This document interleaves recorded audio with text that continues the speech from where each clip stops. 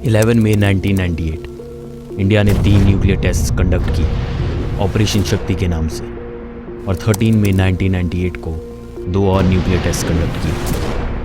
तब की भारत सरकार प्रधानमंत्री अटल बिहारी वाजपेयी के नेतृत्व में काम कर रही थी। उन्होंने एक प्रेस कॉन्फ्रेंस बुलाई जिसमें वाजपेयी जी ने भारत को एक full fledged nuclear state declare किया। देश की जनता ने भारत के इस बोल्ड डिसीजन की काफ़ी ज़्यादा तारीफ की, लेकिन इंडिया के इस स्टेप से बहुत सारे देश खुश नहीं थे, जिसकी वजह से इंडिया पर बहुत बड़ा दबाव डाला गया इंटरनेशनली। और हम इस वीडियो में जानेंगे कि कैसे इंडिया ने अपने सबसे बड़े इंटरनेशनल प्रेशर से डील किया। At 15:45 hours, India conducted a series of nuclear explosive tests.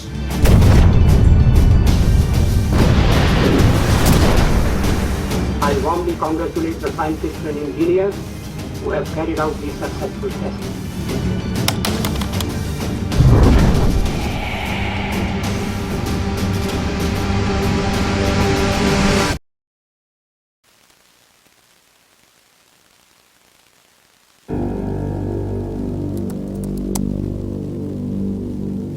Six and 9 अगस्त 1945 में यूएस ने जापान के 2 शहर हिरोशिमा और नागासाकी पर एटॉमिक बॉम्ब्स गिराए, जिसकी तबाही ने दुनिया को दंग कर दिया था और न्यूक्लियर वेपन्स का अंदाज़ा लगवा दिया था, जिसकी वजह से सोवियत यूनियन, जो आज का रशिया है, यूके, फ्रांस और चाइना, इन सब ने भी न्यूक्लियर टेस्ट कंडक्ट किए ताकि उन्हें भी इंटरनेशनली पावर्स मिल सके।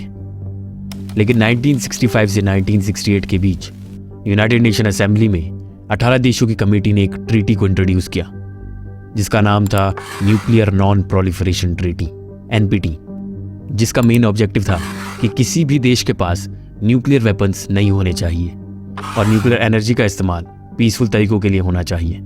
इस ट्रीटी पर US, Soviet union, UK, France और चाइना ने साइन कर लिए थे और 2016 तक 191 कंट्रीज ने इस ट्रीटी को ज्वाइन कर लिया है। इंडिया, इजराइल, पाकिस्तान और साउथ सुडान ने कभी इस ट्रीटी पर साइन नहीं किया है।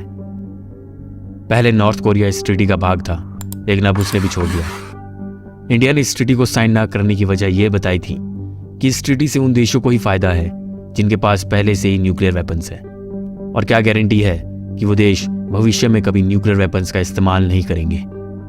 लेकिन भारत ने अपना न्यूक्लियर प्रोग्राम 1944 में ही शुरू कर लिया था, जब होमी जहांगीर बाबा ने Tata institute of fundamental research बनवाया, जिसमें फिजिसिस्ट राजा रमन्ना ने न्यूक्लियर वेपन्स टेक्नोलॉजी के रिसर्च में बहुत इंपॉर्टेंट रोल प्ले किया था, और उन्होंने बाद में 1974 के न्यूक्लियर प्रोजेक्ट स्माइलिंग बुद्धा में भी इंपॉर्टेंट रोल प्ले किया।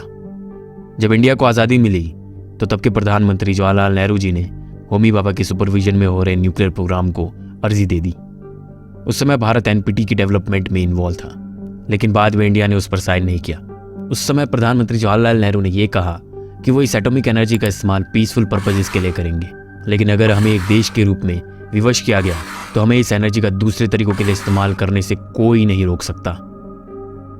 1962 तक प्रोग्राम जोरों शोरों से चल रहा था, लेकिन फिर प्रोसेस स्लो होने लग गई क्योंकि नेहरू जी इंडिया और चाइना की जंग से डिस्ट्रैक्ट हो गए थे, that is Sino Indian war, जिसमें इंडिया चाइना से हार गया था। और इस जंग ने भारत को यह महसूस करा दिया था कि हमें एज अ नेशन अपनी मिलिट्री पावर काफी इंप्रूव करने की है। 1964 में लाल बहादुर शास्त्री भारत के दूसरे प्रधानमंत्री बने।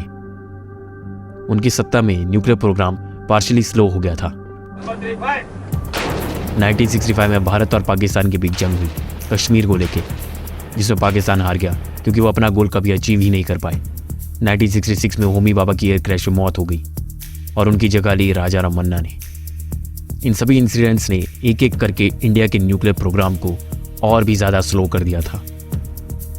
लेकिन फिर शास्त्री जी ने फिजिसिस्ट विक्रम साराभाई को न्यूक्लियर प्रोग्राम का हेड बनाया, और शास्त्री जी शांतिप्रिय देश चाहते थे, जिसकी वजह से न्यूक्लियर प्रोग्राम को पीसफुल पर्पजेस के लिए इस्तेमाल किया गया, ना कि मिलिट्री डेवलपमेंट के लिए। 1967 में जब इंदिरा गांधी की सरकार सत्ता में आई तब न्यूक्लियर प्रोग्राम को फिर से शुरू किया गया और न्यूक्लियर टेस्ट के लिए प्रिपरेशन की गई, बहुत सीक्रेटली। इस सब के बीच दिसंबर 1971 में इंडिया और पाकिस्तान के बीच फिर से जंग हुई, जिसमें बांग्लादेश बना। इंदिरा गांधी ने इस प्रोग्राम के सभी एस्पेक्ट्स पर टाइट कंट्रोल रखा था, जहां पर इस पूरे प्रोग्राम को इतने सीक्रेटली किया गया कि उनके अलावा उनके 2 एडवाइजर्स, 75 सिविलियन साइंटिस्ट जो इस प्रोग्राम में इन्वॉल्व थे और आर्मी के सिर्फ 2 हाई कमांडर्स को ही पता था। इस टेस्ट के हेड थे राजा रमन्ना, जिनके साथ इस प्रोग्राम को पीके अयंगर, होमी सेथना और आर चिदम्बरम सुपरवाइज कर रहे थे, जिसमें आर चिदम्बरम जी ने 1998 के न्यूक्लियर टेस्ट में भी काम किया। जिस डिवाइस का इस्तेमाल एज ए एक्सप्लोसिव कर रहे थे उसे स्माइलिंग बुद्धा का नाम दिया गया। 18 मई 1974 को बुद्धा जयंती के अवसर पर इंडिया ने अपना पहला न्यूक्लियर टेस्ट सक्सेसफुली कंडक्ट किया और अपना नाम दुनिया के 6 देशों में जोड़ दिया जिनके पास उस समय न्यूक्लियर पावर थी। इंदिरा गांधी की सरकार ने यह बात रखी कि उन्होंने इस न्यूक्लियर टेस्ट को पीसफुल पर्पजेस के लिए किया है, लेकिन 1997 में राजा रमन्ना ने यह कहा कि पोखरण टेस्ट एक बॉम्ब था और वो टेस्ट इतना भी पीसफुल नहीं था।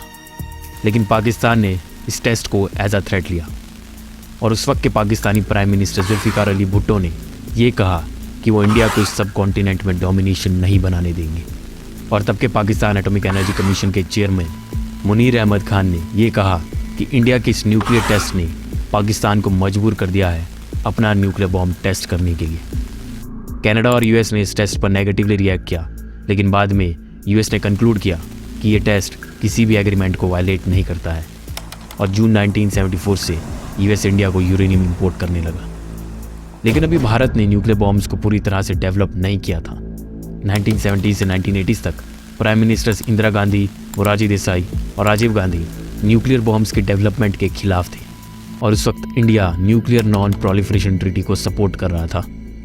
लेकिन चीज़ें तब बदली जब इंडिया को पता चला कि पाकिस्तान अपना न्यूक्लियर वेपन प्रोग्राम शुरू कर चुका है और उनका ये प्रोग्राम वेल फंडेड और वेल ऑर्गेनाइज था। इसलिए 1989 में पीएम राजीव गांधी ने न्यूक्लियर बॉम्ब को डेवलप करने के लिए अप्रूवल दे दी, जिसे आने वाली प्रधानमंत्री नरसिम्हा राव की सरकार ने भी अप्रूवल दे दिया था और ये डिसाइड किया कि वो टेस्ट को 1995 तक कंडक्ट कर लेंगे। लेकिन प्लान्स को बीच में ही रोकना पड़ा जब अमेरिकन स्पाई सैटेलाइट्स ने न्यूक्लियर टेस्ट की प्रिपरेशंस को डिटेक्ट कर लिया था, जिसकी वजह से अमेरिकन प्रेसिडेंट बिल क्लिंटन ने इंडियन पीएम नरसिम्हा राव पर इतना दबाव डाला कि उन्हें प्रोग्राम को बीच में ही रद्द करना पड़ा।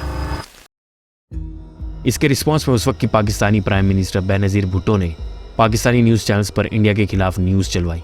इंडिया और पाकिस्तान के बीच टेंशन्स तब और बढ़ गई थी जब बेनज़ीर भुट्टो ने यूएन असेंबली में कश्मीर के मुद्दे को उठाया और उसे एक इंटरनेशनल इशू कहा।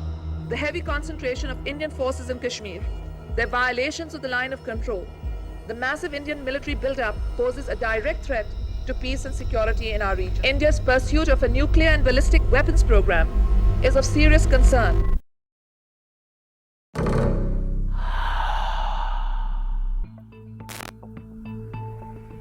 1998 में बीजेपी की सरकार सत्ता में आई, जिसके लीडर थे प्रधानमंत्री अटल बिहारी वाजपेयी, जिनके क्लियर इंटेंशंस थे इंडिया को एक न्यूक्लियर पावर बनाने के 1996 से ही। और उन्होंने ये कह भी दिया था कि भारत को ओपनली न्यूक्लियर पावर बनना होगा ताकि हमें वो इज्जत मिले जो इंडिया डिजर्व करता है।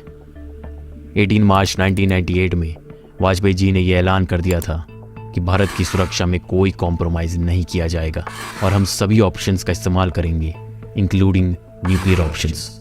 प्रधानमंत्री Vajpayee, doctor Abdul Kalam, doctor R Chidambaram और Indian department of atomic energy के ऑफिशियल्स के बीच मीटिंग्स हुई, जिसमें वाजपेयी जी ने साइंटिस्ट को जल्द से जल्द न्यूक्लियर प्रिपरेशंस करने को कहा। प्रिपरेशंस को बहुत कम समय में राजस्थान के पोखरण इलाके में शुरू किया, जहां पर 1974 में nuclear project smiling Buddha conduct किया गया था। इंडियन इंटेलिजेंस एजेंसी को पता था कि यूएस की स्पाई सैटेलाइट्स और सीआईए इंडिया के न्यूक्लियर टेस्ट प्रिपरेशंस पर 1995 के बाद से ही नज़र रखे हुए हैं, इसलिए प्रिपरेशंस को बहुत सीक्रेटली करना ज़रूरी था। इस टेस्ट के एग्जीक्यूशन के लिए बहुत ज़्यादा प्लानिंग की गई, जिसमें साइंटिस्ट का एक बहुत छोटा ग्रुप, सीनियर मिलिट्री ऑफिसर्स और सीनियर पॉलिटिशियंस ही इन्वॉल्व थे। इंडियन गवर्नमेंट के सीनियर मेंबर्स को भी नहीं पता था कि क्या चल रहा है। डॉक्टर एपीजे अब्दुल कलाम और डॉक्टर आर चिदम्बरम इस टेस्ट प्लानिंग के चीफ कोऑर्डिनेटर्स थे। टेस्ट के लिए काम ज़्यादातर रात के वक्त किया जाता था और इक्विपमेंट्स को उनकी असली जगह रख दिया जाता था ताकि ऐसा लगे कि उन्हें कभी हिलाया ही नहीं गया है। बॉम्ब के लिए अंडरग्राउंड होल्स बनाए गए थे और उनके ऊपर नेटिंग की गई थी। केबल्स को रेत और झाड़ियों से ढक दिया जाता था और जो टेक्निकल स्टाफ था उन्हें आर्मी यूनिफॉर्म्स पहनने को कहा गया था ताकि सैटेलाइट इमेजेस में टेस्ट के बारे में कुछ भी पता ना लगे। ऑपरेशन को 2 हिस्सों में बांटा गया था। ग्रुप 1 जिसमें 3 डिवाइसेस को टेस्ट करना था, शक्ति 1, 2 और 3, और दूसरे ग्रुप में 2 डिवाइसेस को, शक्ति 4 और शक्ति 5।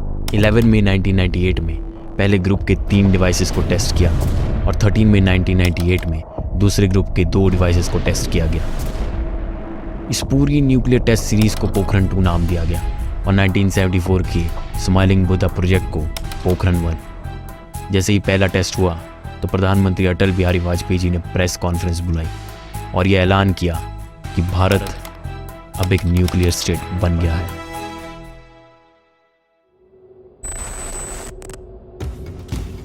यह खबर आग की तरह पूरे देश में फैल गई और न्यूज़पेपर्स, एडिटोरियल्स, हर जगह इंडियन गवर्नमेंट के इस बोल्ड डिसीजन की तारीफ हो रही थी। बॉम्बे स्टॉक एक्सचेंज में भी राइज देखने को मिला। उस वक्त ऑपोजिशन में कांग्रेस थी और उन्होंने वाजपेयी गवर्नमेंट को क्रिटिसाइज करते हुए ये बोला कि उन्होंने इस टेस्ट को पॉलिटिकल फायदों के लिए किया है, ना कि देश की सुरक्षा के लिए।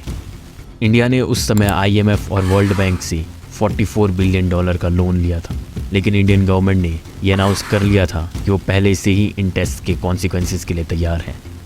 इंटरनेशनली इंडिया को बहुत एक्सट्रीम रिएक्शंस को फेस करना पड़ा, जहां पर बहुत कंट्रीज़ ने इंडिया पर सैंक्शंस लगाए, फॉरेन एड को रोककर।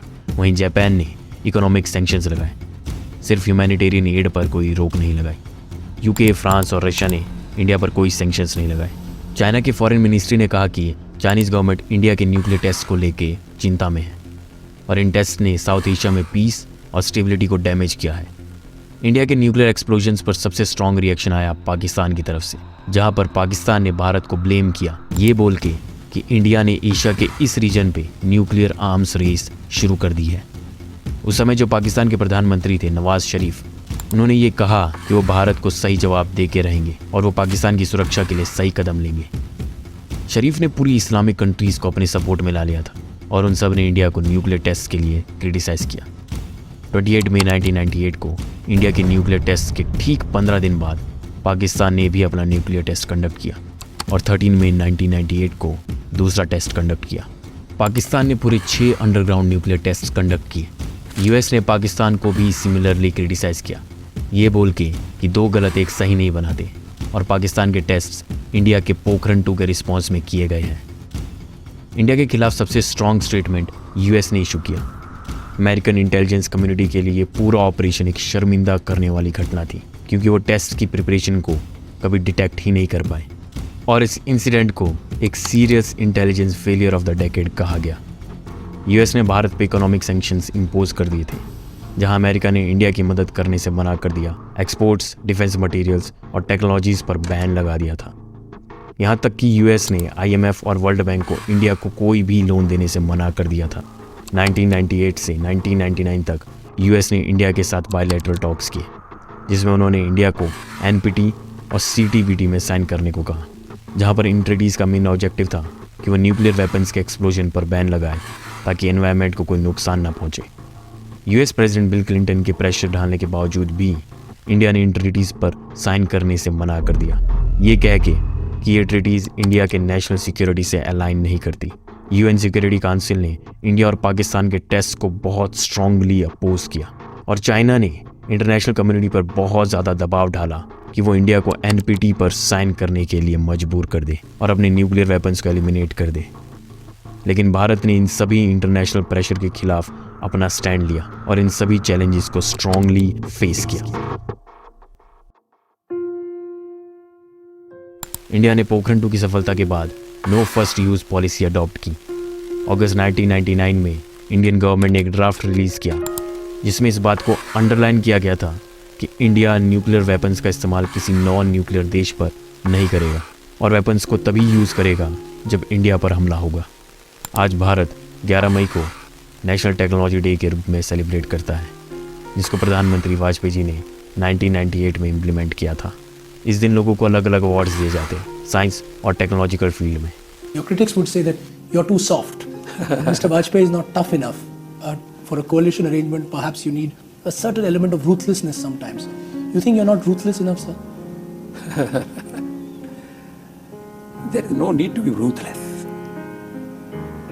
But you think that the decision to go nuclear and to have a test in Pokhran was not a difficult decision, and I took that decision. I knew what was coming. I knew that attempts will be made to isolate India, that there will be economic sanctions. But security of the country came first, and I took a bold decision. आज भारत एक nuclear power है, पर India को ये nuclear status achieve करने के लिए सालों की मेहनत और बहुत सारे चैलेंजेस का सामना करना पड़ा है। और हमें ये कभी नहीं भूलना चाहिए कि इंडिया को इंटरनेशनल लेवल पर रिस्पेक्ट दिलाने के लिए काफ़ी लोगों ने बहुत सेक्रीफाइस किए हैं। और जो पावर आज इंडिया के पास है वो सिर्फ एक टूल नहीं है, बल्कि ये पावर एक जिम्मेदारी है।